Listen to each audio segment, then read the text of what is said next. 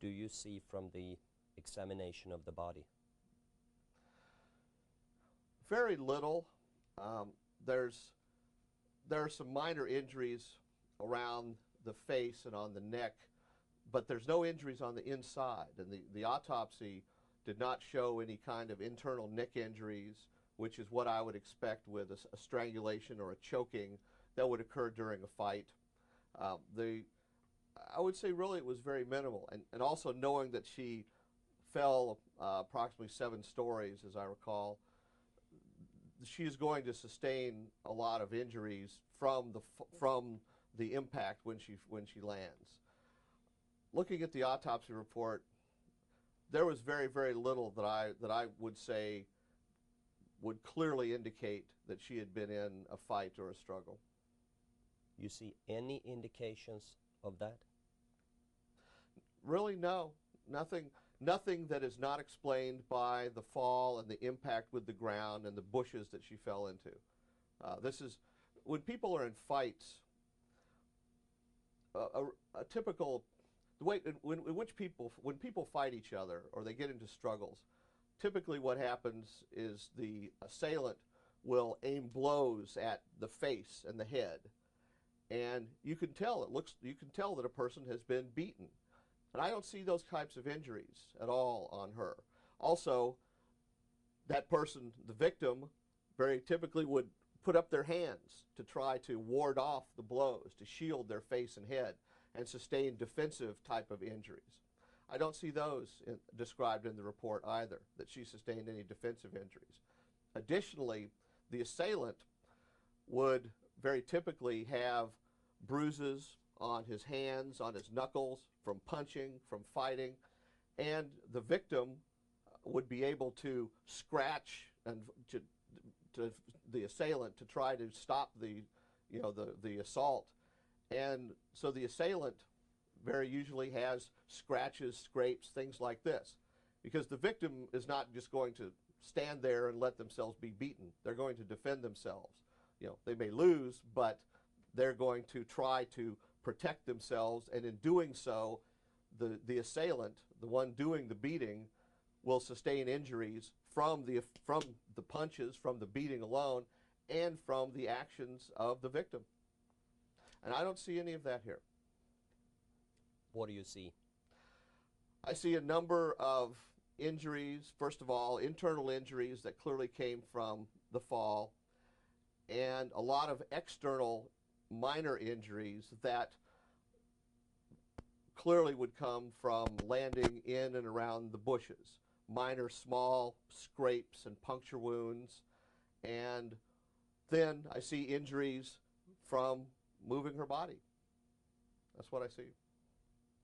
How important is it to put these light blue bruises into a context? Oh, it's extremely important.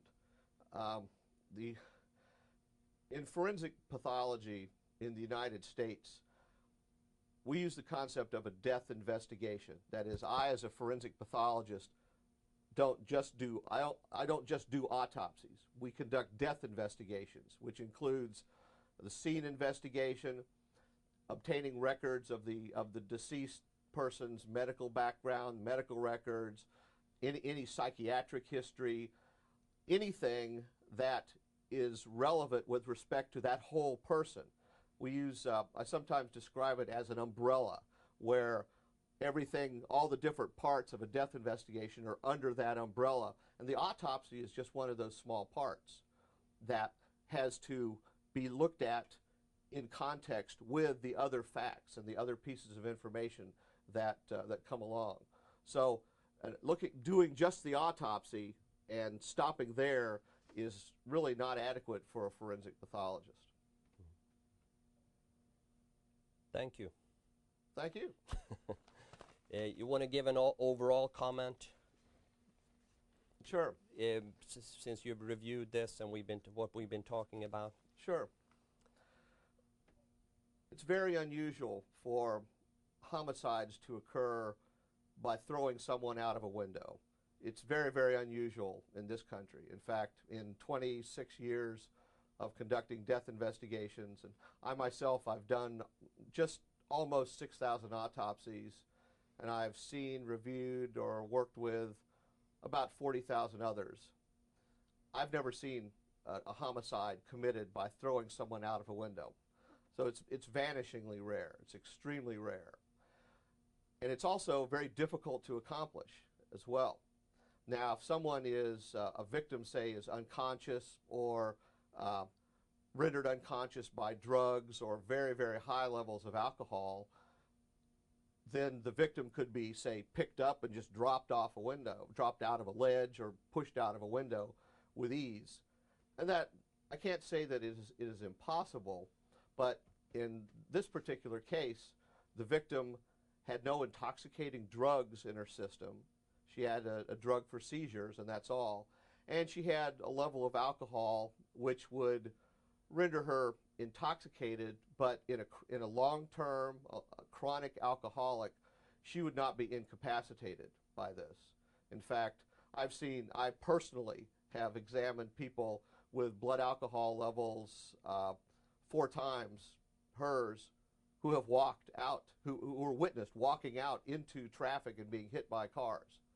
So the amount of alcohol she has in her system is not going to incapacitate her or make it impossible for her to react or defend herself. An additional facts that she gave me in our discussion had to do with the finding of feces or stool, you know, inside the apartment, and feces on her, and diary entries that were very troubling because it was delusional. I mean, it showed that she was having delusions or hallucinations and writing about these things, which is something very common in chronic alcoholics. All of these things put together paints the picture for me of a woman who is a chronic alcoholic with mental instability, and there's something that is going wrong very acutely that is inside of her head. She is defecating inside of her residence and has feces on her, which shows that she was up, moving around. And additionally, you informed me that a witness in a lower apartment heard her scream just before she was seen by another witness to fall through the sky and down onto the ground. So that also tells me that she was not unconscious. She was awake and alert.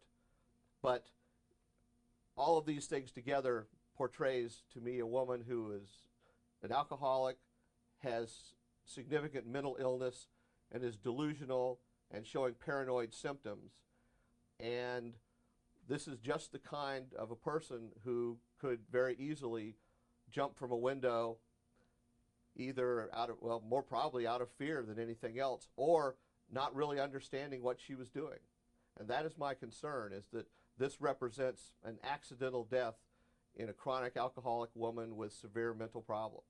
And there's no evidence that I can see from the autopsy that conclusively tells me this is a homicide. And that information also, the autopsy, must be integrated with, compared with, the scene evidence in the apartment. If there's no evidence of a struggle that can be found in the apartment, then no struggle could have occurred. You can't cover up and hide the forensic evidence. If there's a struggle, there would be findings. It would be very easy to see.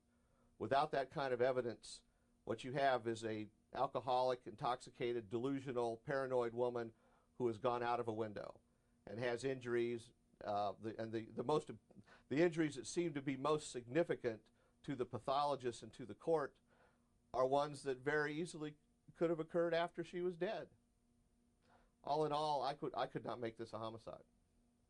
You're not convinced that the light blue bruises on her upper arm is a sign of a homicide? I'm not convinced at all, no.